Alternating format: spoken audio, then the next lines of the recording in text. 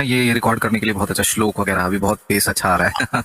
जटाटवी गलज्जल प्रवाह पावित स्थले। एक बार इसका फ्लो जैसे अभी आ गया ना, कितना अच्छा लग रहा है। फ्लो आ जाने के बाद गलत होने के चांस कम हो जाते हैं। गलेवलम्ब्य लम्बितां भुजंग तुंग मालिकां डम डम डम डमड्डमड्डमन्निनादवड्डमर्वयं चकार चंड तांडवं तनोतु न शिव शिवम।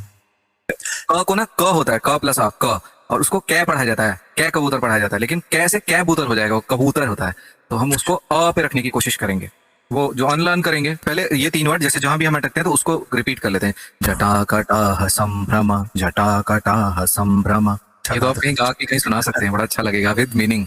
बड़ा इम्पैक्टफुल आएगा ये अच्छा लग रहा है। स्वरत दिगंध संतति प्रमोदमान मानसे। स्वरत हो गई आज। संस्कृत अच्छी है, जीव का भी गला भी ठीक हो जाएगा। एक्सरसाइज है। इमं हि नित्यमेव मुक्तमुत्तमोत्तमं स्वम्।